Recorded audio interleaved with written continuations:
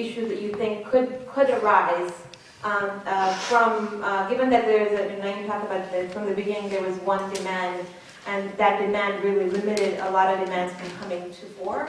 But given that, what are the other demands that can rise that have a more liberatory politics? And also connected to that, I have heard that there were people from Shahbag who went to the Bangladesh factory wall coming down, and when people died, helping out with that. So it seems like from that there's like an opening where people who are in Shahbag are kind of going to a different kind of work and branching out in that.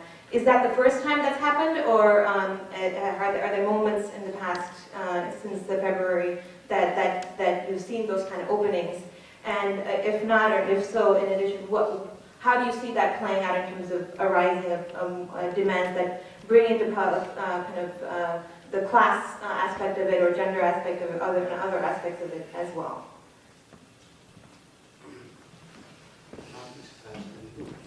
Since we're here already. Beyond the war crimes, has there ever been a process of truth and reconciliation that's really taken place there? And as far as for me, one of the elements that I found most galvanizing amongst Bangladeshis, no matter what party they were, was this sense of being wronged during the revolution and having this hatred towards the Razakars. How was it that the Jamati is able to sort of garner so much support against Shahbag when its premise was around eliminating those who did wrong, who people accept need to be brought to justice? So that dichotomy, that split that evolved, seems misplaced when you understand in the context of how people feel about all the Razakars in Bangladesh.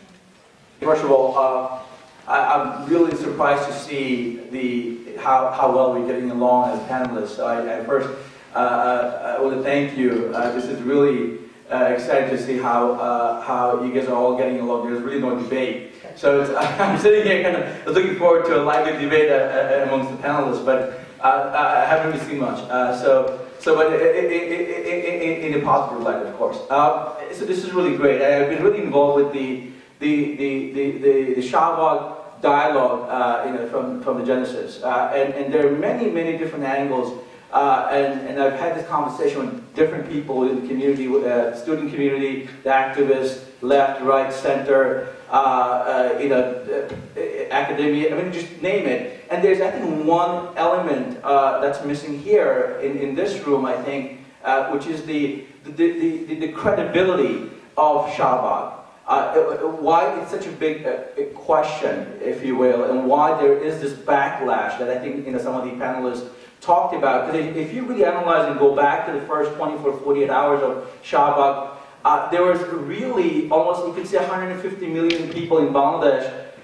Almost 150 million were united on the main, most important demand of Shahbag, which is the bringing war criminals to justice. Right? There was really no debate or controversy around that. But when Shahbag started losing, like my colleague here said, the intensity, or I would really put it in this other sort of perspective, is the credibility issue. It's because Shahbag, in their demands, they didn't really, and there were questions around where are the war criminals, who are the war criminals, and it was very visible, it was almost obvious that most people knew that war criminals existed in all mainstream political parties. It wasn't just Jamaat, wasn't just BNP, they're also Awami League war criminals. But Shahbag failed, miserably failed. I think, again, I'm representing a perspective here I don't think I've heard much talked about, which is the Shahbag was almost contradicting in a sense where they were protesting in support of the government, in a sense, where we saw in Tahrir Square or other places where we see protests against the government, right? So it was really an interesting coincidence in the case of Shahbag and in Bangladesh, where people were coming together in hundreds of thousands in support of the government, essentially, because the government wanted justice, and Shahbag also wants the same justice. So that's one. I think that it's an example of contradiction, and the other is the question of war criminals. Where are the war criminals in the government party? Why aren't they brought to justice?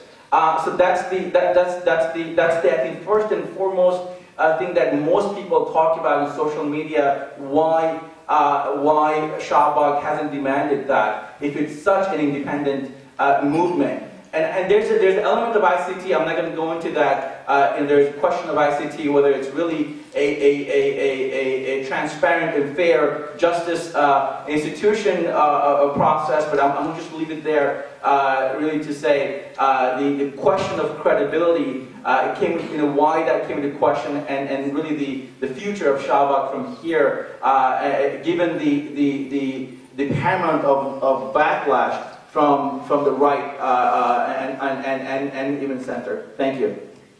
Okay, so we have just about 15 minutes, so I will ask the questions and comments to be brief. On the left here, we will start from you, please, and then we have two more. We'll take 1, 2, and then we'll get back to the panelists. Hi, so I don't like to indulge in identity politics, but as a Marxist, but I'm a daughter of 2 refugees. My father survived the 1971 genocide, but the thing about Shahbag, I don't consider myself, because I can't consider myself either Indian or Bangladeshi, because after 1971, my father along with other Bengali Hindu families, they left Bangladesh.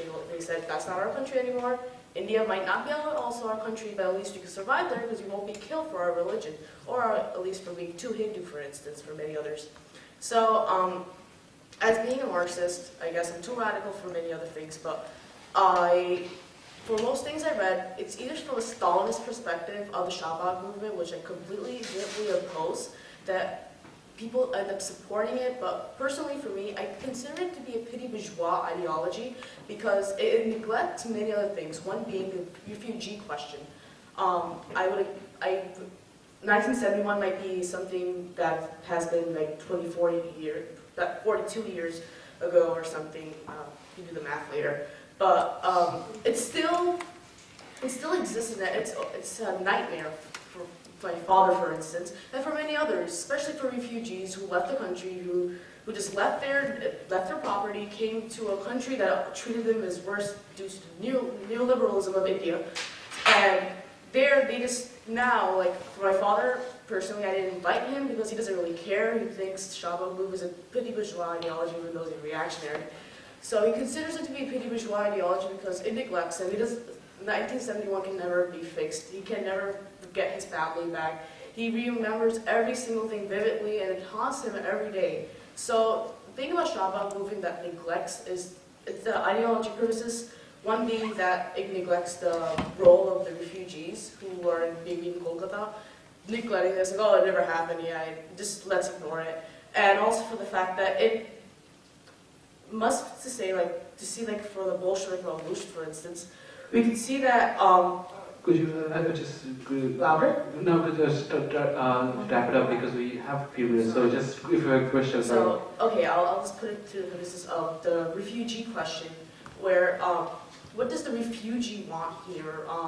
I hate indulging in identity politics, but for many refugees out there who consider Bangladesh to be a haunted house, if that makes sense.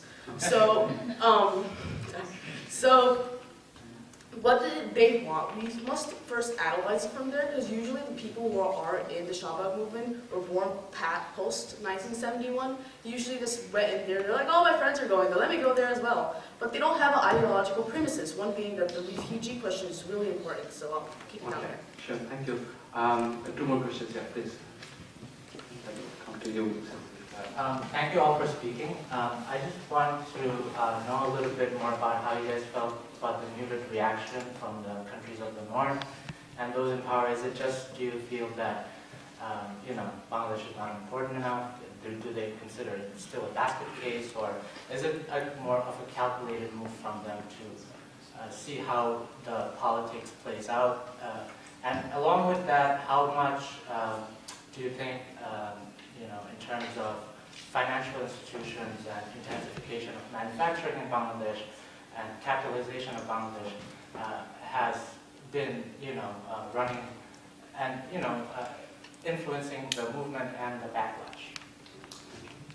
I have a question, actually I have a comment question, one to push back off Naima, essentially about, you said that there's one sort of set of demands made throughout sort of popular revolutions, popular movements, and I kind of push back on that and say that the ones that were actually really powerful were the ones that were actually anti-domination, right?